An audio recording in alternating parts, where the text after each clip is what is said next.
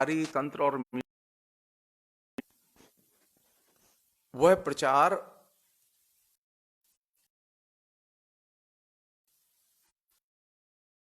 कितना असर नहीं कर रहा है या कितना असर देखा, जो कि तमाम जिलों से, हिंदुस्तान के विभिन्न इलाकों से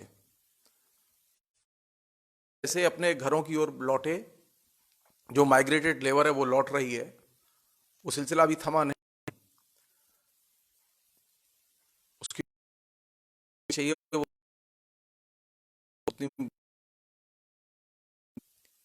लेकिन इससे भी ज्यादा बड़ी चिंता की चीज दूसरी है। चिंता की चीज यह है, मसलन जब अपने इलाके में जरा झांकी तो आपको पता चले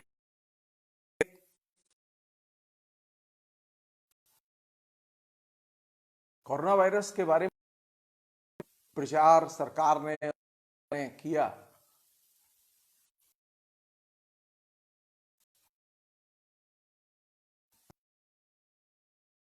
थ्योरियां सामने आ रही हैं। मसलन आज अभी आप मथुरा में यमुना किनारे आइए अभी सुबह से, और चाहता हूं कि आज इस समय यमुना किनारे बड़ी संख्या में लोग घूम रहे हैं। और क्यों घूम रहे हैं?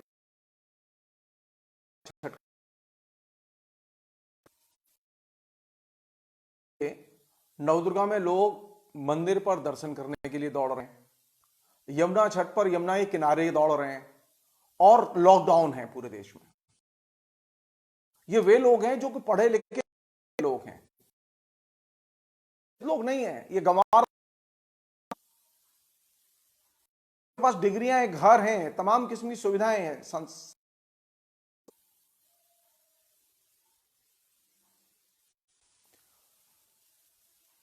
सवाल यह है कि इनके प्रचार कोरोना वायरस के प्रभाव और उससे के प्रति इतने गैर जिम्मेदार क्यों हैं? मेरे दिमाग में एक कारण है। कारण यह है कि अगर आप केंद्र और राज्य सरकारों का बजट उठाइए,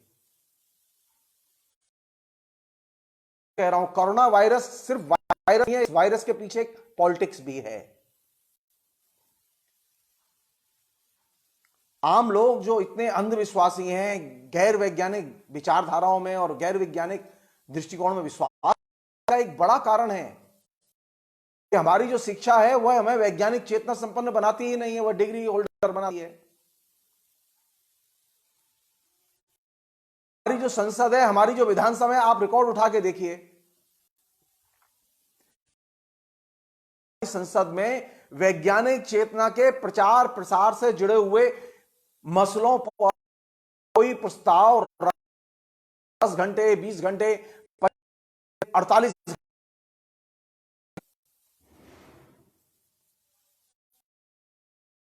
प्रचार प्रसार के काम को तो हमने एक सिरे से बट्टे खाते डाल। हमें विज्ञान तो चाहिए, बड़े उपकरण भी चाहिए, पास्त्र, अंतरिक्ष यान सब चाहिए, लेकिन वैज्ञानिक केंद्र सरकार के, राज्य सरकारों के बजट उठाइए और देखिए कि राज्य सरकारें और केंद्र सरकार वैज्ञानिक चेतना के प्रचार प्रसार पर कितना विज्ञापन खर्च करती हैं, कितने विज्ञापन जारी करती हैं। वैज्ञानिक चेतना के प्रचार प्रसार के लिए आप कभी कुछ करेंगे नहीं, एक पैसे का विज्ञापन जारी नहीं करेंगे। हां,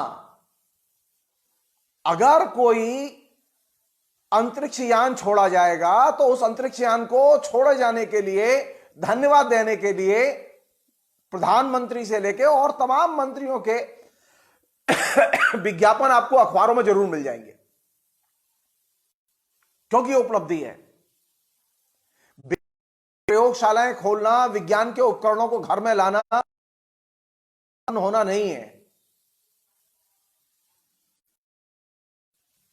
वैज्ञानिक चेतना संपन्नता के काम को आपने प्रमुखता दी ही नहीं। हिंदुस्तान के आपने प्रमुखता दी, विज्ञान के एस्टेब्लिशमेंट को विकसित कर रहे हैं प्रमुख, लेकिन वैज्ञानिक चेतना के सरकारों ने पर नहीं रखा। तो वैसी स्थिति में जब अचानक ऐसी महामारी आएगी, कोरोना जैसी विपदा आएगी, और आप लोगों से कहेंगे कि आपको ये डॉक्टर कह रहे हैं, आपको ये वैज्ञानिक कह रहे हैं कि आप लोगों से मत मिलिए, तो कैसे मानेंगे? आप लोगों को तो ये समझाते रहे हैं कि कृपा से घट रहा है और भगवान सब देख रहा है और जो करेगा सब अच्छा करेगा। ज्ञान और विज्ञान संबंधी धारणाओं, चेतना के रूपों, उनके संस्कारों के जब केंद्र और राज्य सरकार कदम ही ना उठाएं,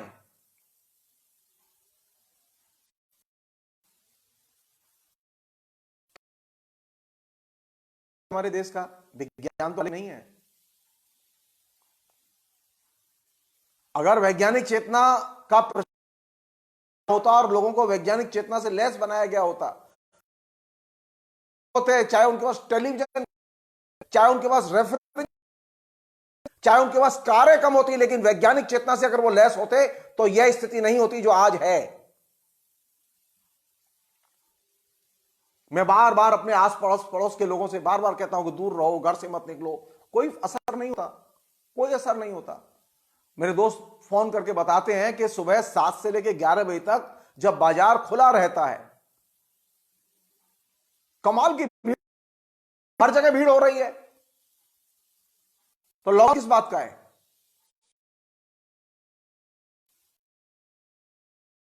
लॉकडाउन का मतलब है लॉकडाउन, लोग घर से न निकले और सरकार जरूरी चीजों के वितरण के चैनल विकसित करे जो घर घर जाके लोगों को है सामग्री।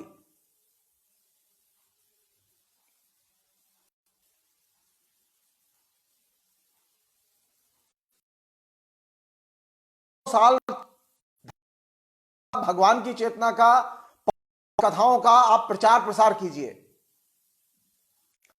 उठाइए।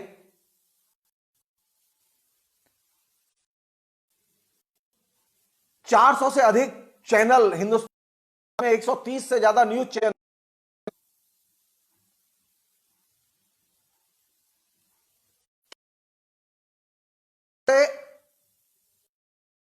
संपन्न प्रोग्राम मिलेंगे।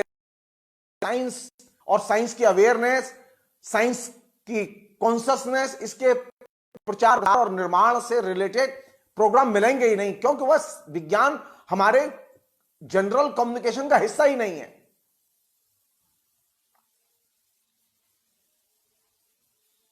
ये कैसा कम्युनिकेशन है, ये कैसा मीडिया तंत्र है? आप कुछ देर के लिए भूल जाइए कि मोदी सरकार में है। सरकार वही कर रही है जो पहले की सरकारें करती रही हैं।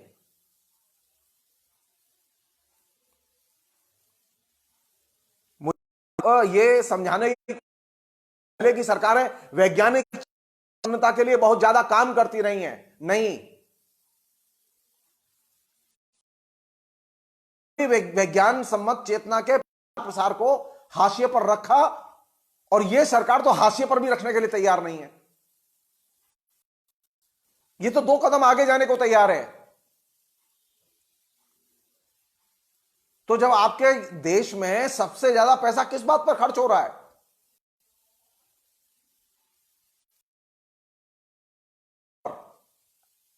वो चाहे पटेल की मूर्ति हो, चाहे वो गांधी की मूर्ति हो, चाहे वो नेहरू की मूर्ति हो, चाहे वो अंबेडकर की मूर्ति हो, चाहे वो राम जी की मूर्ति हो, चाहे वो बलराम जी की मूर्ति हो, मूर्तियां महत्वपूर्ण है, विज्ञान महत्वपूर्ण नहीं है इस देश में।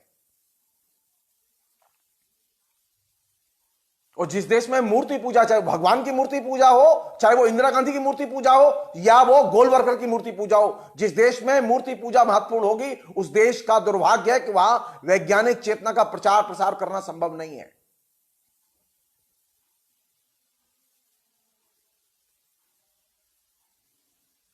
ऐसा नहीं है कि हमने मंदिर ही ज्यादा बनाए।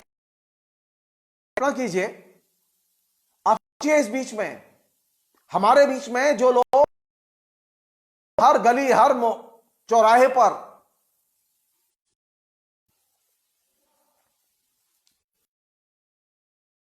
स्थापित की गई हैं। एक बार दौर आया संतोषी माता की जगह जगह मूर्तियां, एक बार दौर आया शनि की जगह जगह मूर्तियां, एक बार दौर आया कि राम जी की जगह जगह मूर्तियां, एक बार दौर आया कि हनुमान जी की जगह जगह मूर्तियां। ये मूर्तियों को स्थापित करने का जो एक कल्ट परंपरा जो विकसित हुई है, उसने समाज को पीछे ले जाने में बहुत बड़ी भूमिका अदा की। और हम इस सवाल को आंख खोलकर देखना नहीं चाहते। हम चाहते हैं लोगों से मूर्तियों के सामने सर झुकाएं। मैं समझ सकता हूं कि पुराने जमाने में लोग, जब विज्ञान का उतना विकास नहीं हुआ था, तो मूर्ति पूजा करते थे, समझ में आती है बात। लेकिन आधुनिक युग में तो विज्ञान का सबसे ज्यादा विकास हुआ है।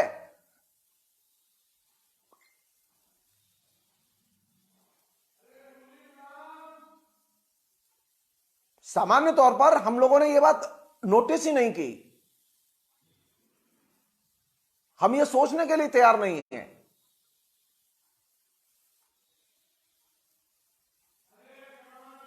कि वैज्ञानिक चेतना के प्रचार प्रसार के लिए हमें जो एनर्जी, जो रिसोर्स, जो खर्च करने चाहिए थे, वो हमने खर्च ही नहीं किए। और ऐसी स्थिति में जब आपने एक बार खर्च ही नहीं किया, तो अचानक आप लोगों को यह समझाएंगे कैसे कि कोरोना वायरस का मतलब क्या है। कोरोना वायरस मतलब वही नहीं है आम लोगों के लिए जो सरकार बता रही है। यह वह देश है जहां के चेचक के लिए शीतला माता की पूजा होती है।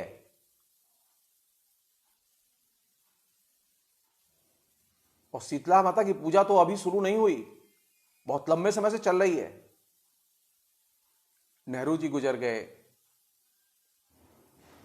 इंदिरा जी गुजर गईं, मुरारजी देसाई गुजर गए, विश्वनाथ प्रताप सिंह गुजर गए, देवगौड़ा गुजर गए, इंद्र कुमार गुजर गए, अटल बिहारी वाजपेयी गुजर गए, मोदी भी गुजर जाएंगे, लेकिन शीतला माता की पूजा नहीं रोक पाए अभी तक आप।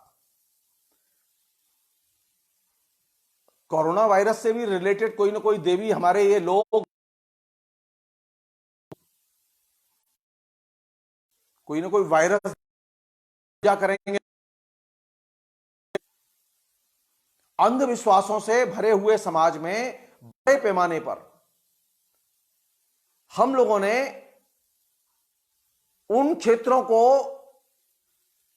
लोकेट ही नहीं किया, आइडेंटिफाई नहीं किया, जिन क्षेत्रों में अंधविश्वास और रूढ़िवादी मान्यताएं जड़ें जमाए हुए हैं, जिनसे सामान्य जीवन प्रभावित होता है।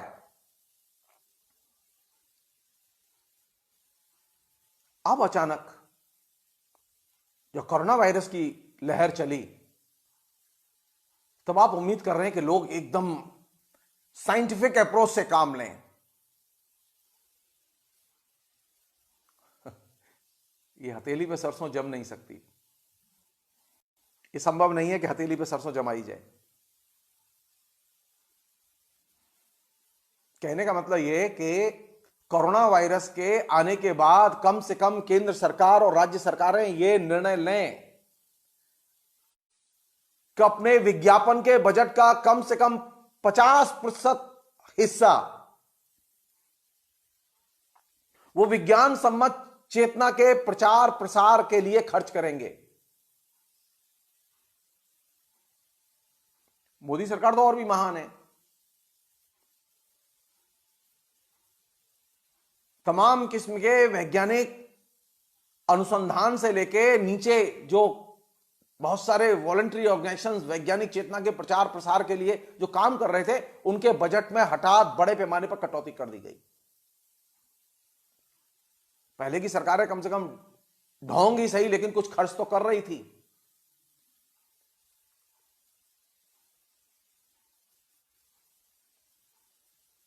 लेकिन मेरा कहना यह है कि अगर केंद्र सरकार खर्च नहीं कर रही है, तो राज्य सरकारें तो खर्च कर सकती हैं।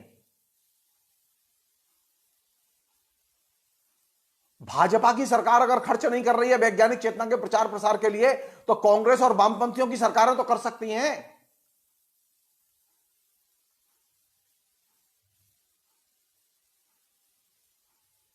वैज्ञानिक चेतना के प्रचार प्रसार के बिना आप किसी भी महामारी से आम जनता को नहीं बचा सकते।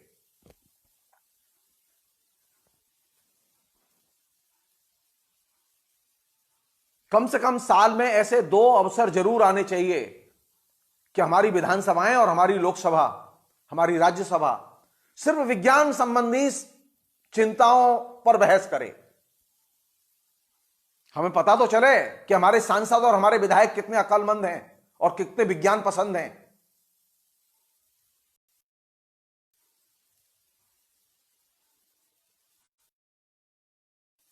अंतरिक्ष यान छोड़े जाने पर तालियां बजाना, प्रक्षेपास्त्र बनने पर तालियां बजाना, सर्जिकल स्ट्राइक पर तालियां बजाना और विज्ञान चेतना के अभाव पर भी तालियां बजाना, ये जो ताली बजाने की जो अंध परंपरा है, इस अंध परंपरा से निकलने की जरूरत है। ये वायरस तो आ गया है ना, जाएगा थोड़ा ही है। आप सोच रहे हैं चला जाएगा? फ्लू चला गया? नहीं। मलेरिया चला गया? नहीं। एड्स चली गई? नहीं। अब ये रहेगा, तरह तरह के रूपों में रहेगा।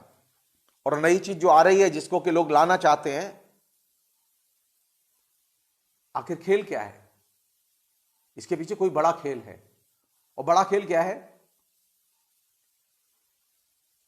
अभी कुछ महीना पहले डावोस में जो दुनिया के राष्ट्राध्यक्षों का जो कॉन्क्लेव हुआ, उस कॉन्क्लेव में जो क्लोज डोर मीटिंग हुई है, उस डोर मीटिंग में एक चीज वर्कआउट हुई है।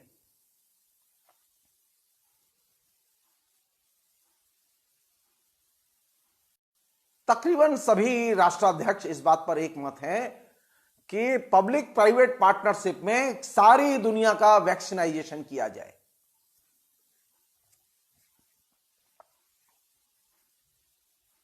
आप कल्पना कीजिए कि बहुराष्ट्रीय जो दवा कंपनियां हैं उनको कितना लाभ होगा अचानक। मैं कल पढ़ रहा था कि फेसबुक के जो मालिक हैं जुकरबर्ग, वो भी अब कोरोना वायरस के लिए, उसकी वैक्सीन के निर्माण के लिए पैसा देंगे। वो जो माइक्रोसॉफ्ट के जो मालिक हैं जो इसके लिए काम कर रहे हैं, उस फंड में वो अपना फंड जमा करेंगे।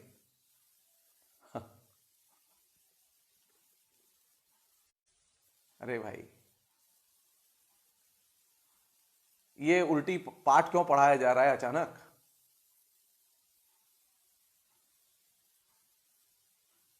अभी तक हमारे यहां बहुत सारी ऐसी दवाएं हैं जिनकी के सस्ती दवाएं या फ्री में दवाएं बहुत सारी बीमारियों की अभी भी उपलब्ध नहीं है। भारत की दशा ही नहीं, दुनिया के अनेक देशों की यह दशा है। ऐसा नहीं कि अमेरिका में फ्री में दवाएं मिलती हों, ऐसा नहीं है। अमेरिका में भी एक बहुत बड़ा हिस्सा है जो कि तमाम किस्म की न्यूनतम मेडिकल सुरक्षा से वंचित है। ब्रिटेन में भी एक बड़ा हिस्सा है जो कि मेडिकल सुरक्षाओं से वंचित है।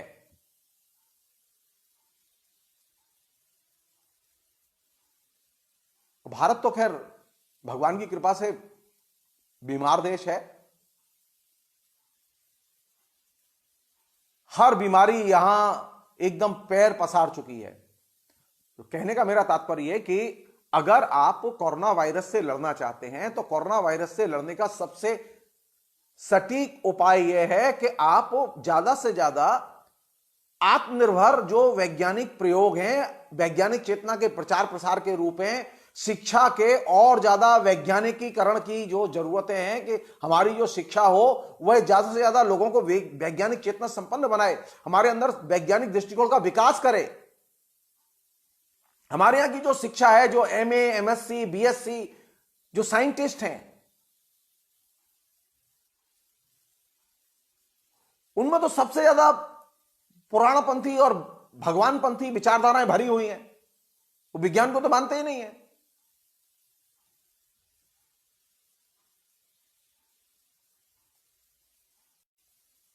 अरे जिसे भगवान को मानना हो वो अपनी पूजा घर में करे, वो मंदिर में जाके करे, कोई नुकसान नहीं है। लेकिन विज्ञान का तो काम करो, विज्ञान की चेतना का तो प्रचार प्रसार करो। यह कैसे संभव है कि विज्ञान की चेतना का प्रचार प्रसार न किया जाए और सिर्फ भगवान की चेतना का प्रचार प्रसार किया जाए और हम कहें कि हम आधुनिक हो गए और हम विश्व गुरु हो गए। विज्ञान के इस्टेब्लिशमेंट, विज्ञान के आविष्कार समाज में वैज्ञानिक चेतना के प्रचार प्रसार की गारंटी नहीं देते। समाज में वैज्ञानिक चेतना के प्रचार का काम एक अलग किस्म का काम है। इसका शिक्षा, इसका संस्कार, इसका हमारी आदतों, हमारी दैनंदिन संस्कृति, इनसे गहरा संबंध है। दैनंदिन संस्कृति में, दैनंदिन आदतों में, दैनंदिन जो हमारी अभिरुचियां हैं उनमें तो हम विज्ञान सम्मत जो दृष्टिकोण है, विज्ञान सम्मत जो बातें हैं, उनको हम आए दिन ठुकराते रहते हैं, अस्वीकार करते रहते हैं। और अब चाहते हैं कि कोरोना वायरस के खिलाफ में देश एकजुट होकर लड़ ले। मैं आपको एक बहुत ही दिलचस्प चीज बता रहा हूं, जो अभी मैं कोरोना वायरस के संदर्भ में जो तमाम नेट पर जो चीज चल रही है उन्हें पढ़ रहा था, देख रहा था, उसमें एक वीडियो मेरी नजर से गुजरा। एक कोई वैज्ञानिक है, कोई गुप्ता जी हैं वैज्ञानिक, जिन्होंने 4-5 लोगों की टीम को लगा के एक महान आविष्कार किया है। और इसका खूब आरएसएस के लोग और उससे जुड़ी हुई विचारधारा के लोग जो इंटरनेट पर प्रचंड तरीके से काम करते हैं, वो प्रचार कर रहे हैं कि भारत के लोगों में एक खास तरह का एक पाया जाता है जो सिर्फ भारत के लोगों में है और कहीं नहीं है। और यह ऐसा जीवाणु है जिस पर किसी वायरस का असर नहीं होता।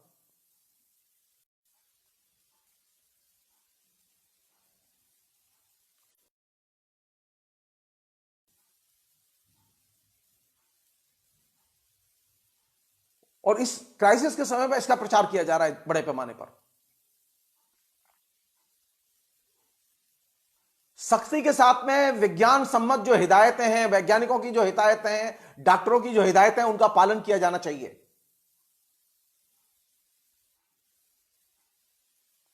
और जो लोग पालन नहीं कर रहे हैं उनको परसुएट किया जाना चाहिए, समझाया जाना चाहिए, दबाव डाला जाना चाहिए, रोका जाना चाहिए।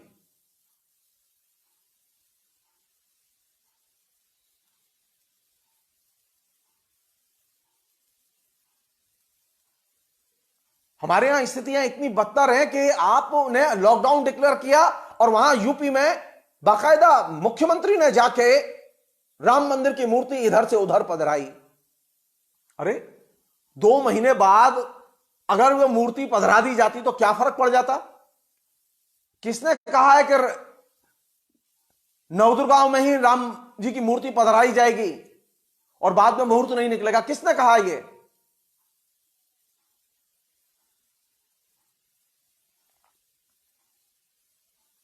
जिस समय प्रधानमंत्री सबसे चीख चीख के कह रहे हैं कि लोग दूर रहें, लोग घर में रहें, उस समय मध्य प्रदेश का मुख्यमंत्री बाकायदा अपने शपथ ग्रहण समारोह में एकदम लोगों से गले मिल रहा है और बहुत ही बड़े पैमाने पर लोग इकट्ठे हो रहे हैं। तो अगर सत्ता में बैठे हुए लोग ही अगर विज्ञान सम्मत हिदायतों को और विज्ञान सम्मत निर्देशों को नहीं मानेंगे, डॉक्टरों की बात को नहीं मानेंगे, प्रधानमंत्री की बात को नहीं मानेंगे, तो आम जनता क्यों मानेगी उसके ठेंगे पे?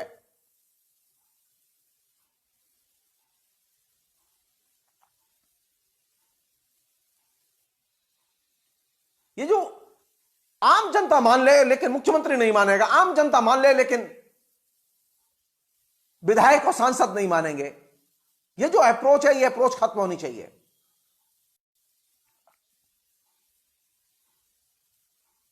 जिन जिलों में आज भी बड़े पैमाने पर लोग घरों से निकल रहे हैं बार बार, वहां केंद्र और राज्य सरकारें सीधे जिलाधीश के खिलाफ एक्शन लें। दिल्ली में बहुत आसान है कि आपने 4 ऑफिसरों में से 2 को सस्पेंड कर दिया और 2 को शोकॉज नोटिस दे दिया। लेकिन यूपी में गाजियाबाद और नोएडा किस राज्य में आते हैं? क्या यूपी के मुख्यमंत्री ने वहां के जिलाधीश को सस्पेंड किया?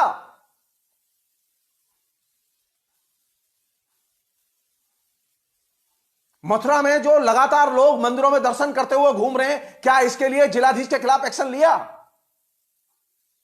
मैं पिछले 5 दिन से लगातार इस बात को कह रहा हूं। मैं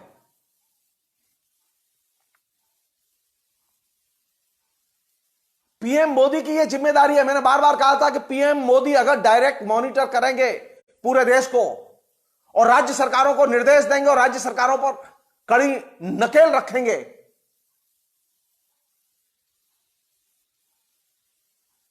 तो हो सकता है कि चीजें नीचे थोड़ी सी सख्ती से लागू हों। लेकिन दिल्ली के लिए एक अलग नियम और यूपी के अलग नियम और कर्नाटक के लिए एकदम अलग नियम, यह कैसे संभव है?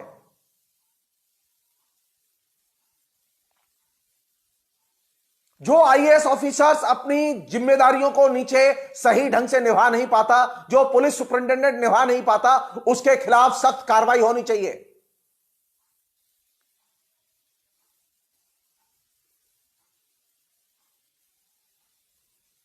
मैं अपने शहर मथुरा की बता सकता हूं कि कुछ देर तक तो पुलिस वाले रोड पर दिखाई देते हैं, उसके बाद में गायब हो जाते हैं।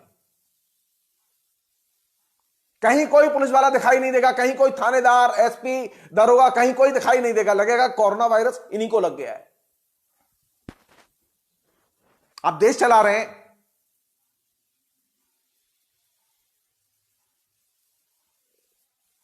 आप ये मान के चलिए कि आपको कुंभ की व्यवस्था करनी है।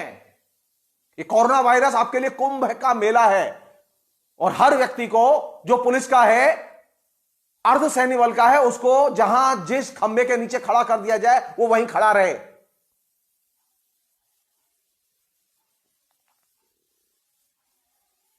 नमूने के लिए आप 11 बजे के बाद में एक बार लाउड स्पीकर घुमाते हैं और वो लाउड स्पीकर अनाउंस करके चला जाता है और फिर 11 बजे के बाद में पुलिस वाले अपने घर जाके बैठ जाते हैं। नहीं नहीं, हर मोहल्ले, हर चौराहे पर पुलिस की नाकेबंदी बढ़ाई जानी चाहिए और जो लोग बाहर निकल रहे हैं, बेवजह बाहर निकल रहे हैं, उनको रोका जाना चाहिए।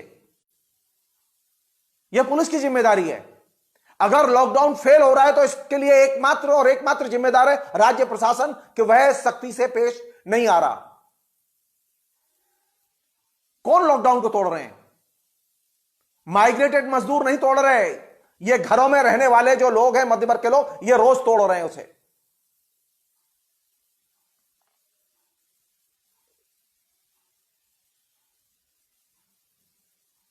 तो दो चीजें जरूरी हैं।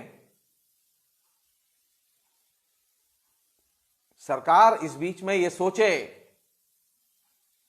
अरे पीएम केयर फंड बनाना बहुत अच्छी बात है, आप बनाइए, कोई दिक्कत नहीं है, आप जैसे चाहे इसका उपयोग दुरुपयोग जो करना है करिए। भाई आप प्रधानमंत्री हैं, आपके पास प्रिविलेज है। लेकिन मैं सिर्फ इतना जानना चाहता हूं, जब से ये लॉकडाउन शुरू हुआ है, किया है, प्रधानमंत्री के 3 भाषण आ चुके हैं, क्या प्रधानमंत्री ने लॉकडाउन को लेकर विज्ञापनों की और वैज्ञानिक चेतना से संपन्न विज्ञापनों की कोई सीरीज जारी की?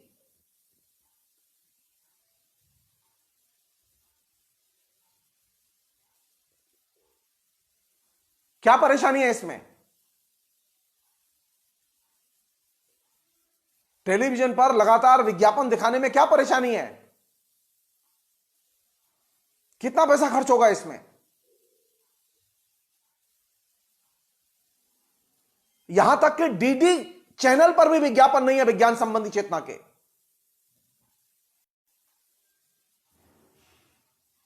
आप हिंदुस्तान को विश्व गुरु बनाना चाहते हैं, लेकिन भगवान की मूर्ति के चरणों में एकदम धराशायी करके। आधुनिक युग में कोई भी राष्ट्र महान राष्ट्र नहीं बना जब तक कि उसने विज्ञान और विज्ञान संबंधी चेतना का जनता में प्रचार प्रसार न किया हो। मंदिर, भगवान, मूर्तियां, ये हमारी पुरानी विरासत का हिस्सा हैं, इनकी देखभाल होनी चाहिए, इनकी सेवा पूजा होनी चाहिए। लेकिन राष्ट्र का निर्माण करने के लिए विज्ञान और विज्ञान संबंधी चेतना का प्रचार प्रसार बेहद जरूरी है। आप सोचिए, कल्पना से लगाइए आप अपनी, कि पिछले 6 साल में प्रधानमंत्री ने तकरीबन 7,000 करोड़ रुपया अपने ऊपर विज्ञापनों पर खर्च किया है।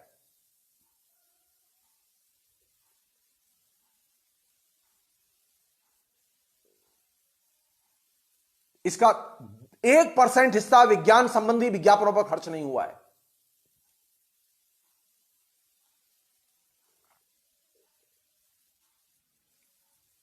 देश कैसे खड़ा होगा? देश आत्मनिर्भर कैसे बनेगा? आत्मनिर्भर होने का मतलब है दिमाग से आत्मनिर्भर होना, चेतना से आत्मनिर्भर होना। आत्मनिर्भर होने का मतलब गाड़ी बाड़ी खेत खलिहान खरीदना नहीं है, संपत्ति का जुगाड़ करना आत्मनिर्भरता का मतलब नहीं है। हमारे पास में देश में ऐसे लोग हैं जिनके पास संपत्ति है लेकिन एकदम दिमाग खाली है, उनके दिमाग में कोई वैज्ञानिक चेतना नहीं है। हम उन लोगों का सम्मान करना सीखें, उनसे प्यार करना सीखें जो विज्ञान सम्मत चेतना को प्रचारित और प्रसारित करते हैं। हमने कैसा समाज बनाया? हमने ऐसा समाज बनाया जो विज्ञान सम्मत चेतना के प्रचार प्रसार में लगे हुए हैं। हमने उनकी हत्याएं की हैं।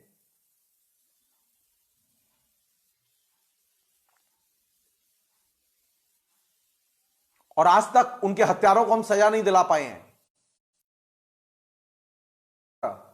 और गजब की सरकारें हैं के खिलाफ में उनके अंदर कोई गुस्सा पैदा नहीं होता, रोष पैदा नहीं होता, घृणा पैदा नहीं होती। संसद कभी इस पर चिंता नहीं करती कि हमारे देश में वैज्ञानिकों की हत्या क्यों हो रही है। यह वही देश है जिसमें कि सामान्य सी एक मूर्ति टूट जाती है, चाहे लेनिन की टूटे, चाहे राम जी की टूटे, क्या तूफान खड़ा होगा। वैज्ञानिक की हत्या हो जाएगी तो कोई तूफान नहीं खड़ा होगा, कोई रैलियां नहीं होंगी। नहीं नहीं, मुझे ऐसा देश नहीं चाहिए जिस देश में वैज्ञानिकों से लोग नफरत करें, विज्ञान से लोग नफरत करें, विज्ञान चेतना के प्रचार प्रसार करने वालों से नफरत करें और उनको लगातार लगातार सोशल मीडिया में पीछा किया जाए, ट्रोल किया जाए, उनके पीछे लग के जाए, अपमानित। कोरोना वायरस से लड़ेंगे आप जान लीजिए। इस समाज में बहुसंख्यक समाज है, हिंदुओं का समाज है। ये कल्चर सरकार नहीं तय करती, ये बहुसंख्यक लोग तय करते हैं, ये सच है। सरकार तय करती तो बात दूसरी थी। एक और पहलू है इसका जो बहुत जरूरी पहलू है। हमारा जो मीडिया है, खास विशेषता है ये, क्योंकि सिनेमा से बहुत कुछ सीखा है समाज ने।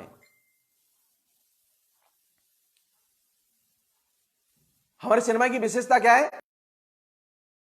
कूट कूट के ये अंधविश्वास और पुराणपंथी आस्थाएं पैदा करता है।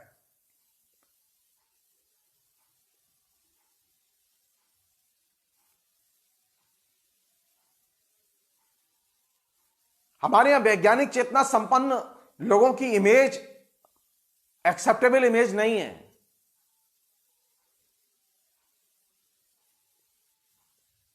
तो हमारे पास, आपके पास में ट्रेडिशनल जो मीडिया है, जिसे हम लोग सिनेमा उद्योग कहते हैं, उस सिनेमा उद्योग या टेलीविजन इंडस्ट्री, इसमें अंधविश्वास की एकदम आंधी चली।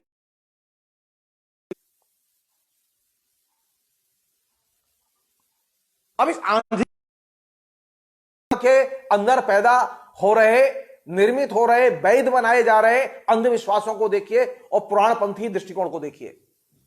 वहां विवेकवाद की, रैशनल तर्क की, वैज्ञानिक समझ के लिए कोई जगह नहीं है, कोई सुनने वाला नहीं है। आप लाख कहिए।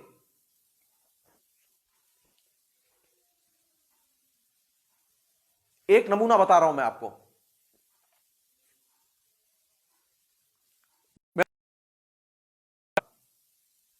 तो सिलीगुड़ी जाने के पहले मैं स्टेशन एयरपोर्ट पर बैठा हुआ, दिल्ली एयरपोर्ट पर।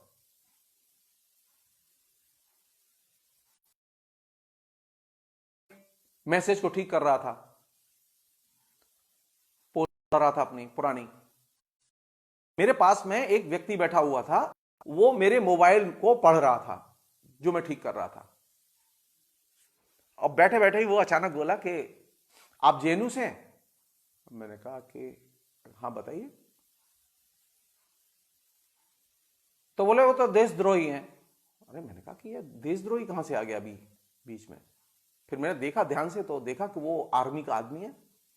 फिर मैंने ध्यान से देखा मेरे चारों तरफ सिर्फ सेना के लोग बैठे हैं, वो श्रीनगर जाने वाले थे। तो मैंने उससे कहा कि नहीं, ऐसा कुछ नहीं है, जेएनयू बहुत अच्छी जगह है, बहुत पॉलिसी के निर्माण में, देश के निर्माण में उसकी बहुत बड़ी भूमिका है, और ऐसी यूनिवर्सिटी और ज्यादा हो तो अच्छा है। बोला नहीं जी, बिल्कुल नहीं होनी चाहिए। और उसने बहुत, जितने भी हो सकते हैं जो आप लोग मीडिया में देखते हैं, सारे वे कुतर्क दिए मुझे जो कि उसे नहीं देने चाहिए थे। मैं उसे समझाने में असमर्थ रहा कि जेएनयू बहुत। मैंने अंत में उससे पूछा कि ये बताओ तुम कभी जेएनयू गए हो? बोले कभी नहीं गया और मैं कभी जाऊंगा भी नहीं।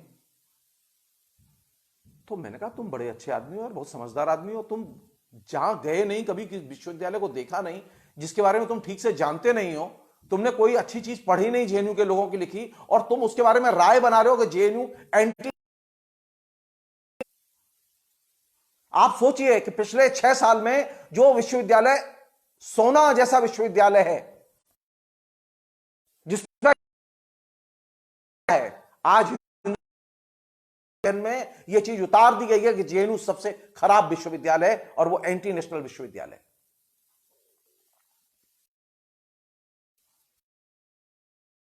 पूर्ण चीज है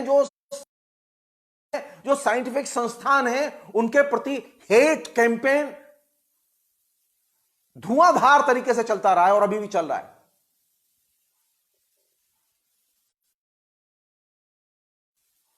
मैं सिर्फ यह कहना चाहता हूं कि आप विज्ञान सम्मत संस्थानों को, विवेकपूर्ण संस्थानों को सम्मान देना सीखें। ये जो शिक्षित लोग हैं और खासतौर पर फेसबुक में हैं, मीडिया में हैं, घरों में बैठे हैं, ये नफरत करना बंद कर दें। तय मान लीजिए, आप जेएनयू से नफरत नहीं करते, आप विज्ञान से नफरत करते हैं, वैज्ञानिक चेतना से नफरत करते हैं। जेएनयू में एक बड़ा हिस्सा है जो वैज्ञानिक चेतना संपन्न है, विद्यार्थी शिक्षकों का। मैंने लोग वैज्ञानिक चेतना संपन्न है, पहले भी नहीं थे, हो भी नहीं सकते वो सारे लोग एक साथ, लेकिन बड़ा हिस्सा है। आपने कैसा समाज बनाया है, आपने कैसा माहौल बनाया, चेतना व्यक्तियों, लोगों, संस्थानों से लोग नफरत कर रहे हैं, के लिए दौड़ रहे हैं, उन पर प्राण घातक हमले हो रहे हैं। उसमें 3 वैज्ञानिक मारे जा चुके हैं, जान लीजिए आप।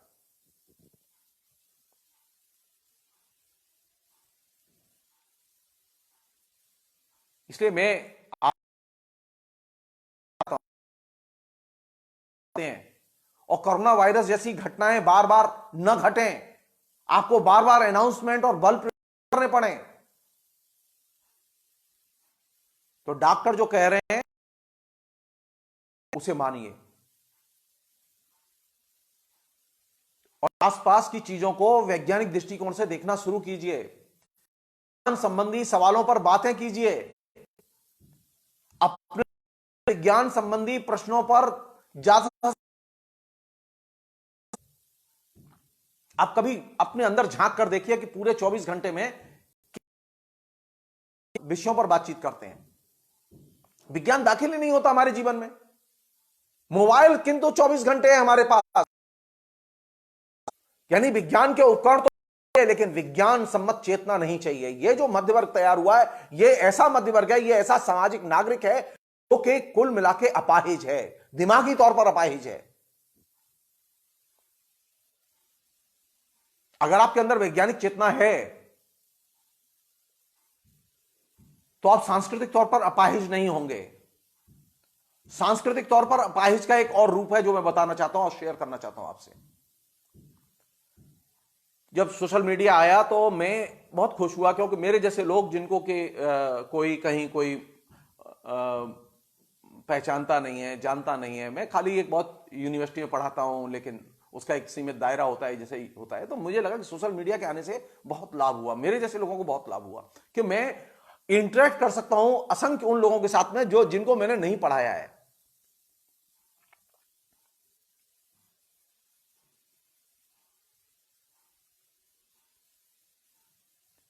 सोशल मीडिया आने के बाद में होना यह चाहिए था कि हमारे अंदर इंटरनेट और साइबर से संबंधित साक्षरता का विकास होता। हमारे अभी भी इंटरनेट और साइबर से संबंधित या कंप्यूटर से संबंधित साक्षरता का विकास नहीं हुआ है। हम लोगों ने क्या किया है कि हमने एक मोबाइल खरीद लिया है, एक कंप्यूटर खरीद लिया है। हम लोग इंटरनेट खोलते हैं, इंटरनेट खोल के अखबार पढ़ते हैं, और या कहीं से अपने व्हाट्सएप से मैसेज आते हैं, उनको हम शेयर करते रहते हैं। हम में से अधिकतर लोगों की आदत है अधिक से अधिक शेयर करने की, यानी काम कोई कर रहा है, कट पेस्ट हम कर रहे हैं। इससे आत्मनिर्भरता नहीं आती है। जब आप फेसबुक पर लिखेंगे, आप चाहे 4 लाइन लिखिए, लेकिन लिखिए। हम में से ज्यादातर लोगों ने कट पेस्ट की कल्चर पैदा किया, और ऐसी कल्चर पैदा की कहीं से कोई फीड कर दे और ये उसे खा लेंगे बस। इसने एक सांस्कृतिक अपाहिज पैदा किया है, और इस सांस्कृतिक अपाहिज को सबसे ज्यादा इसका उपयोग और दुरुपयोग निहित स्वार्थी राजनीतिक दल कर रहे हैं। जो सांस्कृतिक अपाहिज होता है वो अपने दिमाग से सोच नहीं पाता, वो लिख नहीं पाता। तो हमारे बीच में सांस्कृतिक अपाहिजों की एक बड़ी फौज पैदा हो गई है। अब इन सांस्कृतिक अपाहिजों को लेकर आप समाज में क्या वैज्ञानिक चेतना पैदा करेंगे? हम पहले से ही पिछड़े हुए थे, हम पहले से ही अंधविश्वासी थे। के आने के बाद में सांस्कृतिक अपाहिजों की एक विशाल फौज उठ खड़ी हुई है,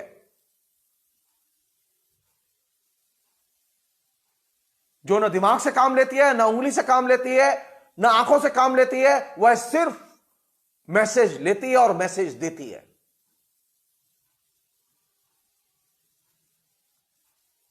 आप उनसे संवाद नहीं कर सकते, क्योंकि वो संवाद करना जानते ही नहीं है। आप बात करके देख लीजिए, आप किसी भी विषय में बात करिए, वो 2 मिनट में सरेंडर कर जाएंगे और उसके बाद में बंद कर देंगे बातचीत। सांस्कृतिक अपाहिज की सबसे बड़ी खूबी यह है कि वह संवाद नहीं करता, वह सिर्फ झगड़े करता है, करता है। जब उसकी बात नहीं मानेंगे तो वो वायलेंटली रिएक्ट करेगा।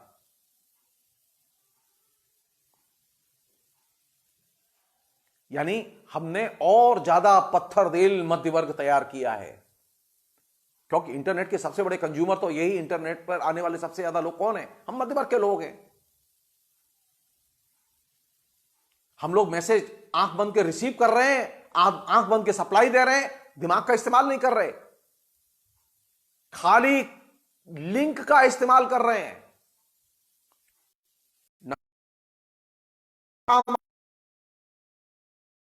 न हमारी जो 5 एक लिंक, इंटरनेट के लिंक से हम सिर्फ व्हाट्सएप से मैसेज ठीक फॉरवर्ड करो, अखबार में खबर आई ठीक फॉरवर्ड करो। ये जो लिंक पर जीने वाला जो मध्य वर्ग है, ये मध्य वर्ग सांस्कृतिक तौर पर अपाहिज और इंटेलेक्चुअली अपाहिज वर्ग है। ये हमारी सांस्कृतिक गुलामी का आदर्श नमूना है। हमें इस स्थिति को बदलना होगा। जो लोग पढ़े लिखे लोग हैं, जहीन लोग हैं, समझदार लोग हैं, ऐसे लोग हैं,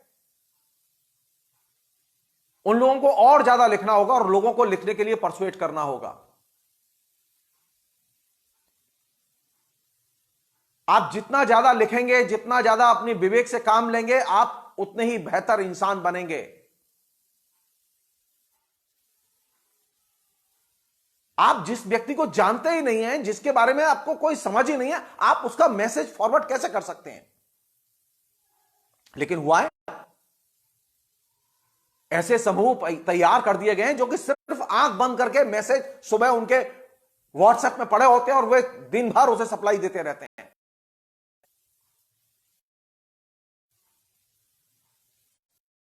तो विज्ञान चेतना के विकास के लिए जरूरी है कि सांस्कृतिक हुई है, उस सांस्कृतिक नष्ट किया जाए। चुनौती दी जाए जो सांस्कृतिक तौर पर अपंग बनाता है, उन आदतों को चुनौती दी जाए जो सांस्कृतिक तौर पर अपंग बना रही हैं। अगर हम एक अच्छा बेहतर हिंदुस्तान, एक ऐसा हिंदुस्तान जिस पर कि कोई भी रास्ता चलता आदमी गर्व करे। अभी तो स्थिति है कि हर रास्ता चलता आदमी हिंदुस्तान पर थूकता है। बाहर तो छोड़ दो, हिंदुस्तान पर हम लोग गर्व करें, ये जरूर में रहने वाले हिंदुस्तान पर गर्व करें। बाहर कोई गर्व नहीं करता आप पर। सबको मालूम है कि आप मूर्खाधिराज हैं।